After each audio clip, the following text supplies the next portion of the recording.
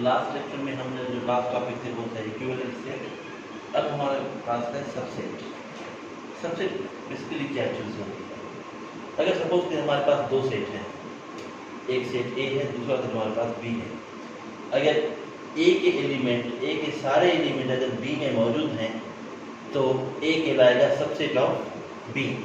For example यहाँ पे देखें, ए के एलिमेंट हमारे पास ए बी सी हैं और बी के एलिमेंट हैं A B C D E. अगर आप देखेंगे तो यहाँ पे हमारे पास ए बी सी मीन्स ए के सारे एलिमेंट बी में मौजूद हैं, तो हम कहेंगे कि ए इज सबसेट ऑफ बी।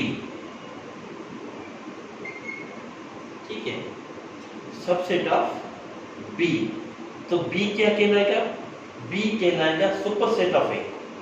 ठीक है, अगर ए के सारे एलिमेंट बी में मौजूद हैं तो बी के ए कहलाएगा सबसेट ऑफ बी और बी कहलाएगा सबसेट ऑफ सुपरसेट ऑफ ए।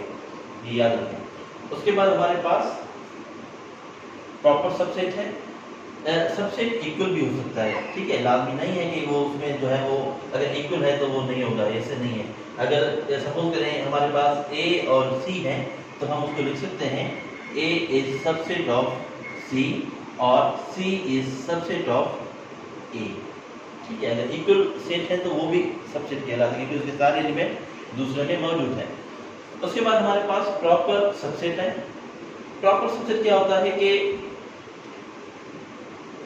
अगर ए के सारे एलिमेंट बी में मौजूद हैं और बी के अगर सारे एलिमेंट ए में मौजूद हैं तो ऐसे सेट को हम प्रॉपर सबसेट नहीं कहेंगे।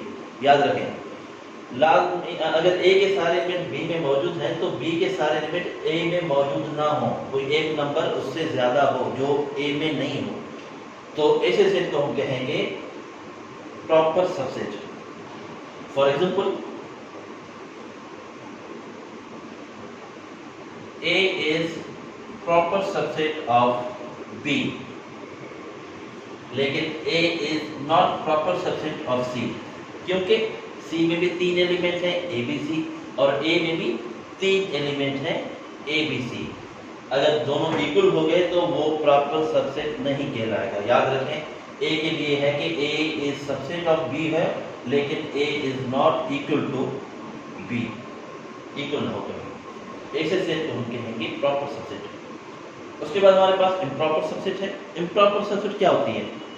बेसिकली इम्प्रॉपर सबसेट को हम कहते हैं कि अगर दोनों में सेम नंबर हो तो ऐसे सेट को हम कहेंगे इम्प्रॉपर सबसेट। फॉर एग्जांपल अगर यहाँ पे ए हमारे पास सेट है ए बी सी और बी भी सी हमारे पास सेट है ए सी बी।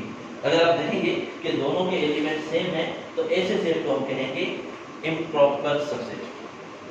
ठीक है, A is improper subset of B। ठीक है, उसके बाद हमारे पास पावर सेट है। पावर सेट में क्या होता है? पावर सेट में क्या होता है कि एक सेट के सारे सबसेट जो होंगे वो कहलाएंगे पावर सेट, सारे सबसेट। ठीक है, फॉर एग्जांपल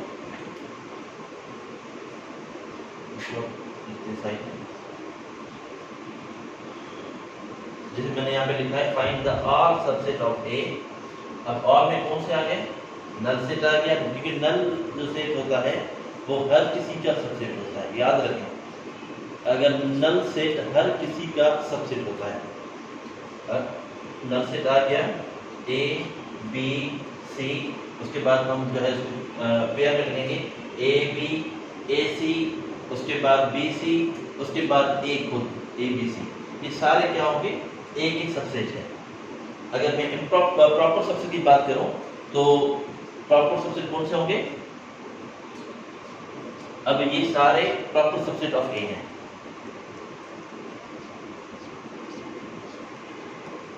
अगर मैं इम्प्रॉपर सबसेट की बात करूं तो इम्प्रॉपर सबसेट कौन से होंगे? इसमें से कोई भी नहीं होगा, सिर्फ हमारा होगा ए बी और सी। ठीक है, इस तरह आप जो है वो सबसेट, प्रॉपर सबसेट और इम्प्रॉपर सबसेट को डिफाइन करेंगे। उसके बाद हमारे पास है पावर सेट। पावर सेट क्या होती है कि एक सेट होता है जिसमें उस सेट ए के सारे सबसेट मौजूद हों।